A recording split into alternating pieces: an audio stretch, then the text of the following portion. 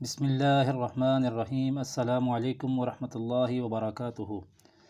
ولادت سے پہلے آپ صلی اللہ علیہ وسلم کی برکات کا ظہور۔ جس طرح آفتاب سے پہلے صبح صادق کی عالمگیر روشنی اور پھر شفق سرخ دنیا کو طلوع آفتاب کی بشارت دیتے ہیں، اسی طرح جب آفتاب نبوت کا طلوع ہوا تو اطراف عالم میں بہت سے ایسے واقعات ظاہر کیے گئے جو آپ صلی اللہ علیہ وسلم کی تشریف آوری کی خبر دیتے تھے، جن کو محدثین و مورخین کی اصطلاح میں ارہاصات کہا جاتا ہے۔ حضرت صلی اللہ علیہ وسلم کی والدہ ماجدہ کا بیان ہے کہ جب آپ صلی اللہ علیہ وسلم ان کے بطن میں بصورت حمل مستقر ہوئے تو انہیں خواب میں بشارت دی گئی کہ وہ بچہ جو تمہارے حمل میں ہے اس امت کا سردار ہے۔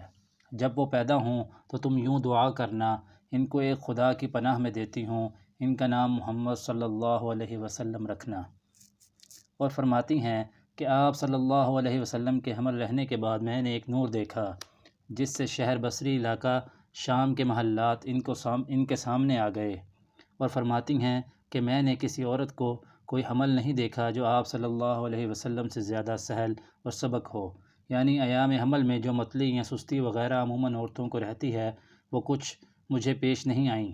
ان کے علاوہ اور بہت سے واقعات رونما ہوئے جن کی اس مختصر رسالہ میں گنجائش نہیں۔ جزاکم اللہ خیرا۔